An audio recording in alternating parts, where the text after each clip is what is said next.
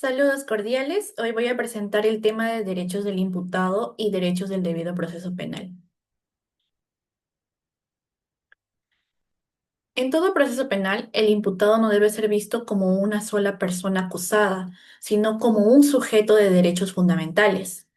El debido proceso es justamente el mecanismo que limita el poder punitivo del Estado y garantiza que toda sanción sea impuesta conforme a la ley, respetando así la dignidad y la defensa de la persona. Como bien señala Luigi Ferrajoli, el poder punitivo solo es legítimo si se respetan las garantías del imputado, ya que sin ellas el castigo se convierte en abuso del poder estatal. El tema es relevante porque refleja cómo la justicia penal no solo debe castigar, sino también debe proteger los derechos humanos de quien está siendo procesado. Derechos del imputado. Estos derechos se encuentran regulados en el título 2 del Código Procesal Penal, entre los artículos 71 al 79, ya que desde el inicio de las diligencias el imputado tiene derecho a conocer los cargos y los motivos de su detención, contar con asistencia letrada desde los actos iniciales y poder comunicarse privadamente con su abogado, no declarar contra sí mismo ni ser coaccionado a hacerlo, solicitar el control judicial inmediato a través de la tutela de derechos, ser tratado con dignidad y recibir atención médica si así lo requiere. Estos derechos garantizan que lo que llamamos defensa real y técnica, asegurando la igualdad procesal frente al Ministerio Público. En otras palabras, el imputado tiene derecho a defenderse de manera efectiva, con un abogado presente y con un juez que actúe como garante, no como acusador. Derechos del debido proceso. El debido proceso tiene su base en la Constitución Política del Perú, específicamente en los artículos 2 y 139 de la Constitución. Estos artículos establecen principios como la presunción de inocencia, el juez natural, independiente e imparcial, la motivación de las resoluciones y la pluralidad de instancias y el derecho de la defensa en todo el estado del proceso. Además, estos tratados internacionales, como la Convención Americana en sus artículos 7 y 8, y el Pacto Internacional de Derechos Civiles y Políticos en sus artículos 9 al 14, complementan esta protección. Por ejemplo, ambos instrumentos reconocen que toda persona tiene derecho a ser informada de los cargos, a tener defensa técnica y a ser juzgada dentro de un plazo razonable. En conjunto, todas estas normas garantizan que el proceso penal sea justo, humano y respetuoso con la dignidad. Doctrina y enfoque garantista. Diversos autores respaldan esta visión garantista. Por ejemplo, Ferrajoli señala que el proceso penal solo es válido si protege la libertad y dignidad del imputado. Yaxawanga destaca que la Constitución peruana adaptó estándares internacionales de derechos humanos.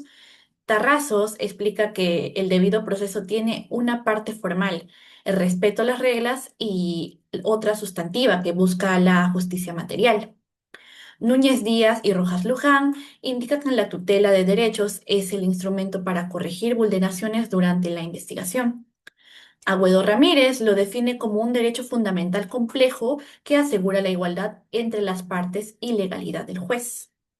En resumen, bueno, todos coinciden que la legitimidad del proceso penal depende del respeto al debido proceso, que no es una simple formalidad, sino la garantía de un juicio justo. Jurisprudencia relevante. La jurisprudencia tanto nacional como internacional refuerza estos principios. Por ejemplo, a nivel nacional, tenemos el caso de Solano Chávez, del TC 2021, que se anuló lo actuado porque el abogado no tuvo tiempo suficiente para preparar la defensa. En el expediente 14-2002, el Tribunal Constitucional declaró que los derechos del artículo 2 y 139 de la Constitución son núcleo del Estado de Derecho. Y el recurso de nulidad 1544-2023 de la Corte Suprema se invalidó una autoincriminación realizada sin presencia del abogado, reafirmando el derecho a no declarar contra uno mismo. Por otra parte, a nivel internacional, en la Corte Interamericana de Derechos Humanos, en el caso de Castillo Petruccini versus Perú, sancionó al Estado por juzgar a civiles en tribunales militares. Por otra parte, también el caso de Tibi versus Ecuador reafirmó la prohibición absoluta de la tortura y la necesidad del control judicial inmediato. Y también la Corte Interamericana de Derechos Humanos en Neville Lewis versus Jamaica condenó la falta de asesoría jurídica como violación al debido proceso.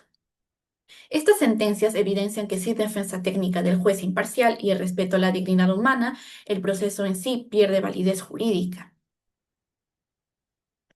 Bueno, conclusiones.